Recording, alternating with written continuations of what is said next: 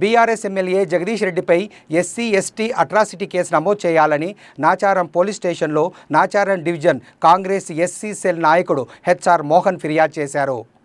ఈ సందర్భంగా ఆయన మాట్లాడుతూ మొన్న జరిగిన అసెంబ్లీ సమావేశాల్లో దళిత స్పీకర్ గడ్డం ప్రసాద్ పైన జగదీష్ రెడ్డి అనుచిత వ్యాఖ్యలను తీవ్రంగా ఖండిస్తున్నామన్నారు.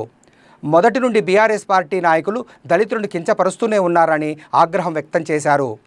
జగదీష్ రెడ్డిపై ఎస్సీ ఎస్టీ అట్రాసిటీ కేసు నమోదు చేసి వెంటనే అరెస్టు చేయాలని పోలీస్ శాఖను కోరారు. నాచారం డివిజన్ పరిధిలోని నాచారం పోలీస్ స్టేషన్లో నిన్న 13 తారీఖున జరిగినటువంటి అసెంబ్లీలో జరిగినటువంటి ఏదైతే జగదీశ్వర్ రెడ్డి గారు ఎమ్మెల్యే గారు స్పీకర్ గారిపై గడ్డం ప్రసాద్ గారిపై చేసినటువంటి అవమానమైన వ్యాఖ్యలు, వాటిపైన ఒక దళితుడిని ఒక స్పీకర్ స్థాయిలో ఉన్నటువంటి గడ్డం ప్రసాద్ గారిని అవమానించినట్టుగా మేము భావిస్తూ వారిపై నాచారం పోలీస్ స్టేషన్లో అట్రాసిటీ కేసు కంప్లైంట్ ఇవ్వడం జరిగింది.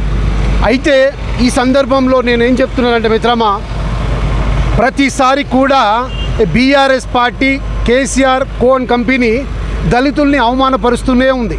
గతంలో మీరు 10 సంవత్సరాలను గమనించినట్టయితే సిరిసిల్ల ప్రాంతంలో మొదలై సిరిసిల్లాలో లారీ ధ్వంసం కేసులో దళితులు నిరికించి వారిపై లారీలు ఎక్కించి వారిపై కేసులు పెట్టించి వారికి 3rd డిగ్రీ యూజ్ చేసి వాళ్ళని జైలు పాలు చేసినప్పుడు ఘన చరిత్ర కేటీఆర్ గారిది.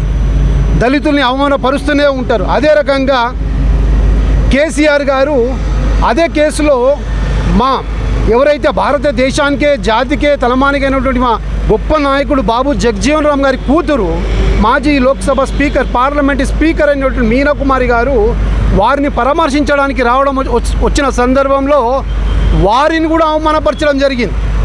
అదేవిధంగా మీరు చూసుకున్నట్టయితే సిరిసిల్లది అయిపోయింది, మీనా కుమారిని కానీ అవమానపరిచినారు. అదే మాదిరిగా ఏదైతే శ్రీనివాస్ గౌడ్ గారు మహబూబ్నగర్ జిల్లాలో ఒక బ్యాటరీ కంపెనీ విషయంలో దళితులు దరిద్రులని అవమానపరిచిన చరిత్ర కూడా కేసీఆర్ గారిదే. అట్లాగే మీరు చూసుకున్నటువంటి కంటోన్మెంట్ విషయంలో సాయన్న గారు దాదాపు 5 పర్యాలు అంటే దాదాపు 20 సంవత్సరాలు ఎమ్మెల్యేగా ఉన్నటువంటి ఒక దళిత ఎమ్మెల్యే గారు వాళ్ళు చనిపోయిన సమయంలో కనీసం వారి అంత్యక్రియలు హాజరు కాకపోగా వారికి అధికార లాంఛనలతో చేయలేదు. కానీ ఆంధ్రలో వచ్చినటువంటి కైకాల సత్యనారాయణ, సూపర్ కృష్ణ, కృష్ణంరాజు వాళ్ళని మట్టుకు అంత్యక్రియలు చేయడం జరిగింది. దళిత జాతి ఆనిముత్యమైనటువంటి సాయన్న గారి అంత్యక్రియలు కూడా అధికారికంగా చేయలేదు.